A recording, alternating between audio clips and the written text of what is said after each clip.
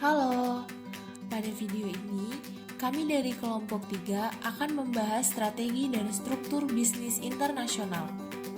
Sebelum masuk ke materi, kita akan berkenalan terlebih dahulu dengan para anggota kelompok 3. Yang pertama ada Andi Soraya, kedua Beni Siswanto Simatupang sebagai ketua, ketiga Cahya Laksana Kinanti, keempat Devi Tesyaria Uli Situmorang, kelima Primata Tarigan, keenam Gunawan Ari Ahadi Ritonga, ketujuh Maria Putri Novita Siahaan, kedelapan Novria Utami Borupane, dan yang terakhir Saud Sidoya.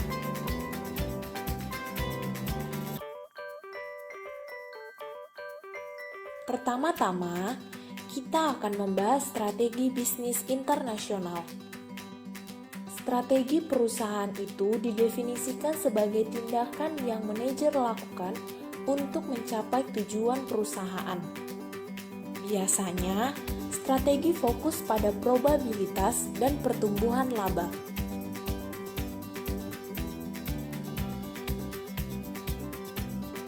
Ada 5 contoh strategi dalam bisnis internasional. Yang pertama, strategi penempatan. Kedua, strategi korporat. Ketiga, strategi bisnis. Keempat, strategi fungsional. Dan yang terakhir, strategi pemasaran.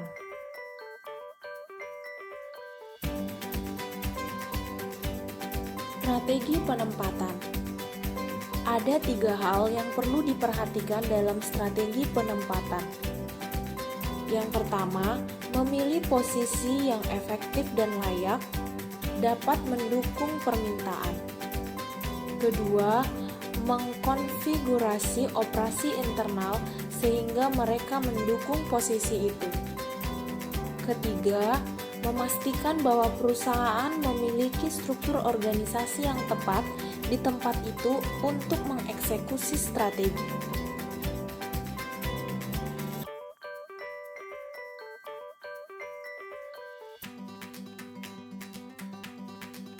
Strategi korporat. Strategi ini menjelaskan wilayah bisnis yang ingin dimasuki perusahaan. Strategi korporat terdiri juga dari 3 strategi dalam memasuki perusahaan, yaitu yang pertama ada strategi bisnis tunggal, yaitu menghendaki agar perusahaan hanya mengandalkan pada satu bisnis, produk, atau jasa untuk memperoleh seluruh pendapat. Kedua, diversifikasi yang berhubungan, yaitu menghendaki agar perusahaan beroperasi di beberapa bisnis, industri, dan pasar berbeda namun secara fundamental masih berhubungan. Ketiga, diversifikasi yang tidak berhubungan, yaitu perusahaan beroperasi di beberapa industri dan pasar yang saling tidak berhubungan.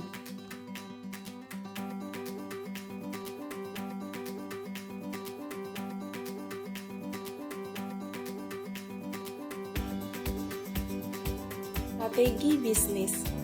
Strategi bisnis berfokus pada bisnis khusus, anak perusahaan, atau unit operasi khusus dalam perusahaan. Strategi ini terdiri dari 3 bentuk dasar strategi bisnis, yaitu pertama, diferensiasi merupakan strategi bisnis yang paling banyak digunakan. Strategi ini berusaha membangun dan mempertahankan citra bahwa barang atau jasa SBU pada dasarnya unik dibandingkan dengan barang atau jasa lain dari segmen pasar yang sama.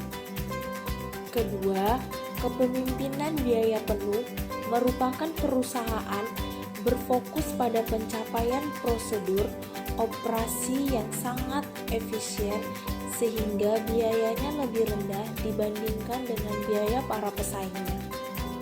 Yang ketiga, fokus merupakan Perusahaan membuat target atas tipe produk tertentu untuk kelompok pelanggan atau wilayah tertentu.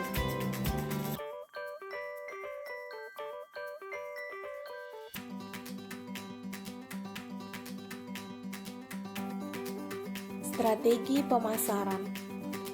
Pemasaran internasional adalah proses melakukan aktivitas-aktivitas tersebut di luar batas negara. Aktivitas-aktivitas yang dimaksud tersebut adalah kegiatan dari proses pemasaran. Adapun strategi dalam pemasaran bisnis internasional yaitu: yang pertama ada ekspor. Melakukan ekspor produksi hampir sama saja dengan menjual produk di luar tempat bisnis Anda saat ini. Hanya saja, produk Anda dikirim ke luar negeri dan untuk melakukan ekspor ini memerlukan beberapa dokumen, izin, dan proses yang harus dilalui. Yang kedua, lisensi. Lisensi adalah strategi yang mana Anda memperbolehkan perusahaan asing memproduksi barang-barang mereka dengan produk dan merek milik Anda. Di sini Anda akan mendapatkan imbal balik atau royalti, tapi tidak maksimal, namun juga mempunyai resiko yang sangat kecil untuk rugi. Ketiga, franchising. Dengan cara membuat perjanjian dengan pihak keduanya bahwa akan digunakan bisnisnya. Hampir sama dengan lisensi, hanya saja franchising seperti duplikat perusahaan Anda sendiri. Keempat, contract manufacturing, di mana perusahaan Anda mengadakan peraturan kontrak bahwa perusahaan Anda bersedia memproduksi barang bagi perusahaan lain. Produk yang sesuai dengan spesifikasi perusahaan yang akan membeli produk Anda yang akan mereka pasarkan sendiri.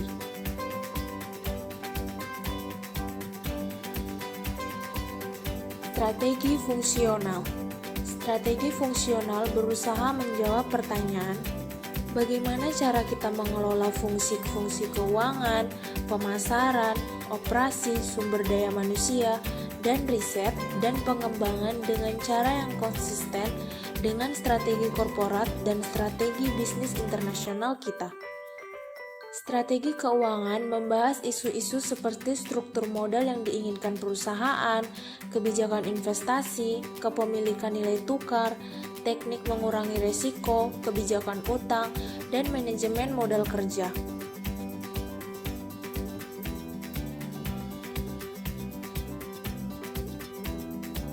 Kompetisi pasar internasional.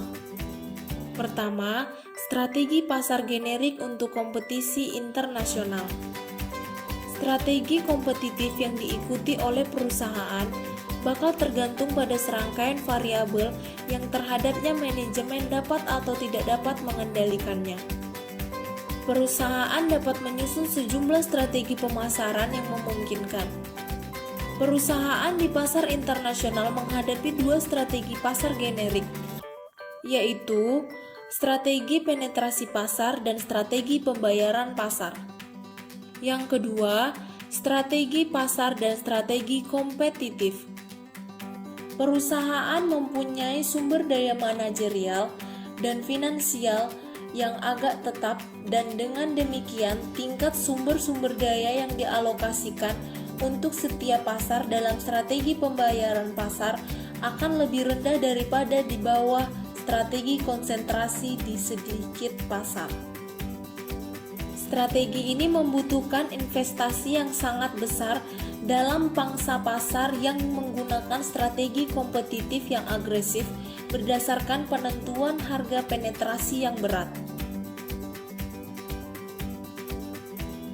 Struktur bisnis internasional. Struktur organisasi didefinisikan sebagai spesifikasi pekerjaan yang harus dilakukan dalam sebuah organisasi dan menunjukkan relasi antara satu pekerjaan dengan pekerjaan lainnya dalam organisasi tersebut. Struktur organisasi dalam bisnis internasional dapat dikelompokkan menjadi 3 divisi, yaitu yang pertama, divisi fungsional sedunia.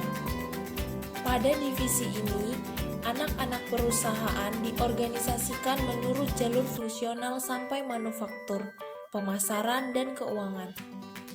Area-area fungsional di anak perusahaan ini melapor langsung pada pasangan fungsional mereka di perusahaan induk. Dengan peraturan ini, semua perancangan strategi bagi MNC harus dilakukan pada tingkat eksekutif puncak di perusahaan induk. Karena data yang diintegrasikan seluruh operasi tak terdapat pada tingkat yang lebih tinggi penggunaan komputer di pasar internasional perusahaan multinasional.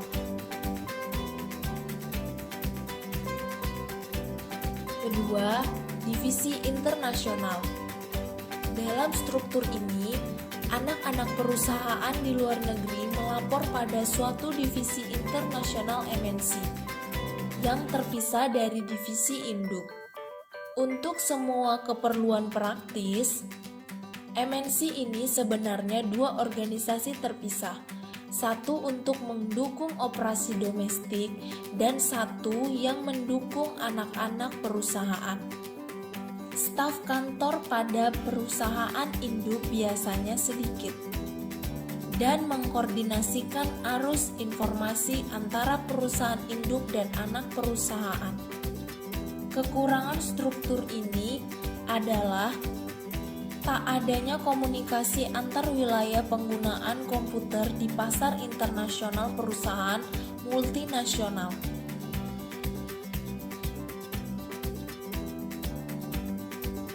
Ketiga, divisi produk sedunia. Dalam struktur ini, perusahaan diorganisasikan menurut jalur divisi produk dan tiap divisi bertanggung jawab atas operasi mereka sendiri di seluruh dunia. Keunggulannya, struktur ini memungkinkan MNC lebih mudah mengenali beragam kebutuhan produk dari berbagai anak perusahaan dan menyesuaikan lini produk menurut kebutuhan tersebut. Struktur organisasi ini menyediakan hubungan pelapor yang berlainan antara perusahaan induk dan anak perusahaan penggunaan komputer di pasar internasional perusahaan multinasional.